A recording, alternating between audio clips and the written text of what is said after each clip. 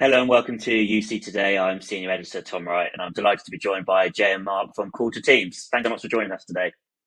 Thank you, Tom. Thanks, Tom. Good morning. Yes, so we're going to be talking about the voice opportunity in Microsoft Teams today. But to start with, Mark, as sort of co-founder of the business, could you give us a quick overview of Call2Teams, please? Yeah, Call2Teams is a company really set up to make opportunity from the convergence of voice and IT, which we saw coming about 5 years ago, really. And the team here at Call2Teams come from a sort of Microsoft background, really, and thought that that would be some interesting opportunities going on. So Call2Teams really is a bridge between Microsoft Teams and voice services, really, to allow customers who want to have a Teams voice experience to use their existing telephony services.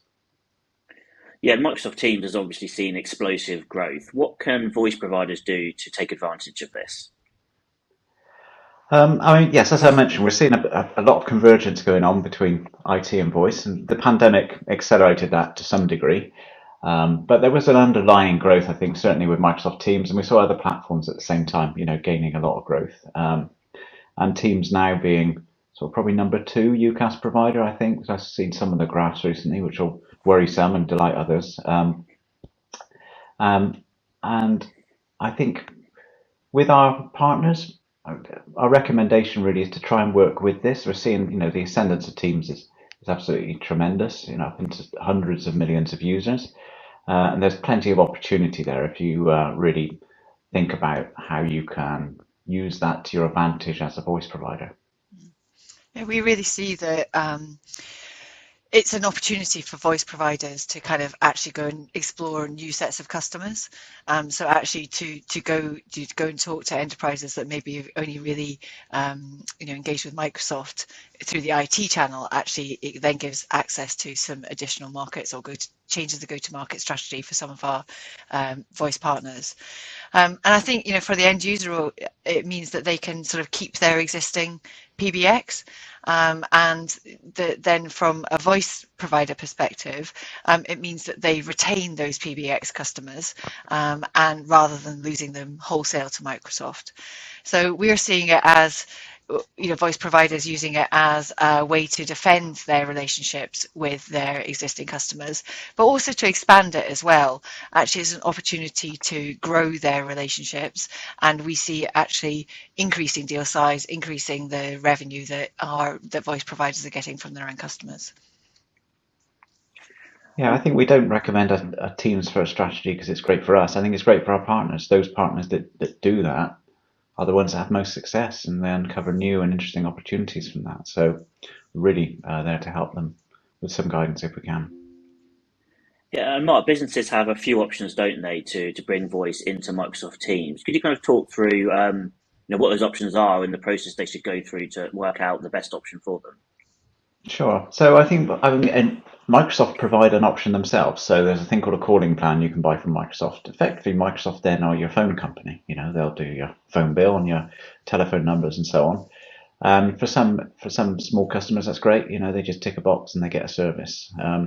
It's relatively straightforward, but therefore somewhat constrained for some customers. The second option, which in chronological order anyway, was direct routing, which is effectively Microsoft have opened a gateway for providers to put calling into Teams through a direct routing interface, which is what we use. And using that interface, it means you can attach various services into Teams. Microsoft aren't really too concerned about what goes on the other side of that connection, which is why we can connect things like UC platforms and PBXs and SIP trunks into Microsoft Teams. And it also allows the providers to things like call centers and things to do integration. So it's a very useful open interface for providers to bring services for voice to Teams. The third option is just coming to light now, which is Operator Connect. And interestingly, this is very similar to direct routing, but it's a very controlled fashion. And I think one of the problems with direct routing, if you like, is it's not controlled, and some customers get a different experience depending on the quality of provider they associate themselves with. So that ultimately comes down to Microsoft's user experience, which they're very, very concerned needs to be really good. So Operator Connect really is about providing a connection from Teams to an operator over a very high quality controlled connection. However, it's relatively constrained. It's effectively calling plans into Teams from your operator. So it doesn't have the flexibility of direct routing, but it does have some of the simplicity of a calling plan with the ability to bring your own carrier to that. Okay, and then even if we look within direct routing, businesses have quite a few options, don't they? There are quite a few providers in there. Could you talk through how you differentiate with Call2Teams?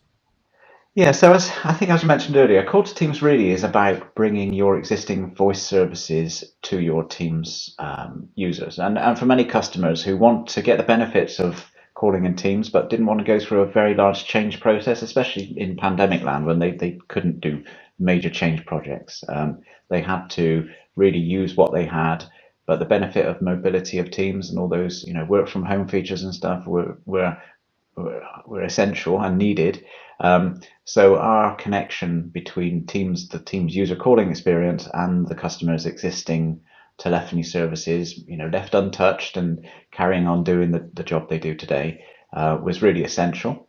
And for those partners of ours who provide cloud-based UC platforms, we provide an essential element of providing a Teams calling experience whilst allowing them to deliver the full value of their cloud service, which is sometimes been built over decades of development. There's a lot of very high functioning call management that goes on within those platforms, and customers really need that for their business. So for them to be able to continue to deliver that high value and give the end user the Teams calling experience really is the recipe that the customer is looking for on that. And then our platform is worth talking about.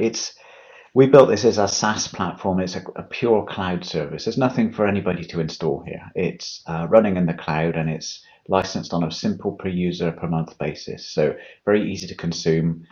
Customers can flex their usage of it. It's really simple to set up. And part of the setup of this was paramount to the success of our voice channel partners, who are not, they're not IT guys. They don't know PowerShell, and certainly their customers don't know this stuff. So we had to make the service really simple to deploy. And so we built a huge amount of automation around the deployment. So a customer who takes our service with one of our partners, logs into the portal using their existing Microsoft account. They don't even need a new username and password. They click a button to do the synchronization, and about 10 minutes later, they're ready to start making calls. So for our voice provider partners and for customers who really want a simple solution, then it removes so many obstacles and barriers which direct routing otherwise comes with. It's quite a complicated thing to set up if you have to do it by hand. It's about a 40-page PDF. I see some of our competitors shipping very large amounts of instructions to do it manually. Those that don't have our automation, of course. I think that makes a huge difference for our partners, in that actually if you're a voice provider and you have multiple customers that you want to sell this into, you don't want your support team to be going through that 40-page PDF every single time they want to set up a customer. So I think that's been a huge part of the success of Call2Teams. And then finally, this is the job we do. We run this platform across the globe in 4 continents, across 6 Azure regions, 24/7. We've got teams of people who this is just their job. So if you're looking to do this with a very robust direct routing implementation, you could do it yourself. You could run some SBCs under the table in the corner. If that goes wrong, who are you going to call? But with us, we run a fully managed professional 24/7 service. And many of our partners, we know their reputation sits on our platform. We have to do this really well. And that's, we spent a lot of time and investment in just making sure the platform is extremely robust, reliable, and that's enterprise grade, resilience, security, everything you'd expect really to make our customers and partners successful. And we don't stand still either. Actually, Mark and Richard, our fellow exec team member, have built a fantastic product, but actually the world keeps changing. Microsoft changed things. So we had a PowerShell, breaking changes to PowerShell recently, and actually we just made that really simple and made it, our partners haven't noticed anything change. And then obviously introducing additional features as we go along, Teams to transfer, some specific features that really build for different use cases. So whether it's call center, whether it's light users, that we're continuing to grow the product as well.